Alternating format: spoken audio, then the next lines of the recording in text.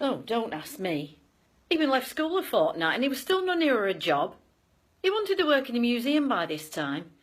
We were sick and tired of having him lounging about the house. His father comes home one morning at 12 o'clock and finds him playing with some plasticine. He went mad. He told him straight out, he says, "You get out of this house and get yourself a job, my lad," he says. And he says, "Don't you dare come back without one or I'll knock your blooming head right off your shoulders." Only he didn't say blooming. You want to know what's happened, George? You want to know what's really happened? It snapped. Finally. Not me, the whole arrangement. Oh, you can go on forever and everything's manageable. You make all sorts of excuses to yourself. You know, this is the life, the hell with it. Maybe tomorrow he'll be dead. Maybe tomorrow you'll be dead. All sorts of excuses. But then one day, one night, something happens and snap, it breaks. And you just don't give a damn anymore. I've tried with you, baby, really, I have tried.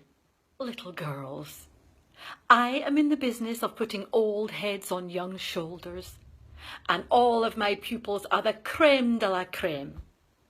Give me a girl at an impressionable age and she is mine for life. If I am to receive a proposal tomorrow from the Lord Lion King of Arms, I would decline it, for I am dedicated to you in my prime. And my summer in Italy has convinced me that I am truly in my prime. And Mary McGregor, you are new to this institution.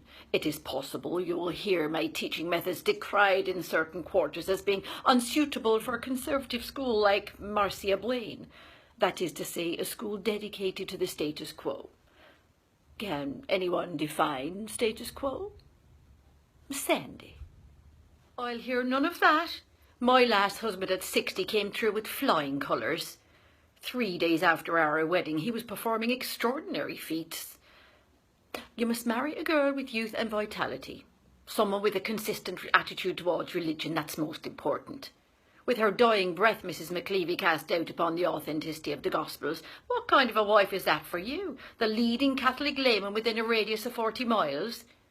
Where did you meet such a woman? Reverend Paris, I have laid 7 babies unbaptized in the earth.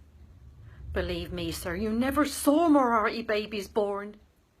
And yet each would wither in my arms the very night of their birth. I've spoken nothing, but my heart has clamoured intimations. And now this year my Ruth, my only, I see her turning strange.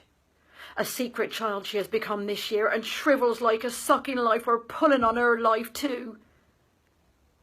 And so I thought to send her to your Tituba. I can't go to the park. I can't sit on cold stone. I might get piles from the lower temperatures. I wouldn't want that on top of everything else.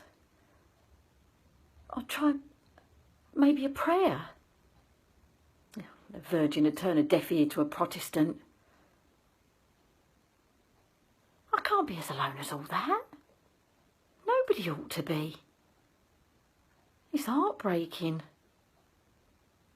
The number of humiliating omissions I've made, you'd think it'd bring me closer to somebody, but it doesn't.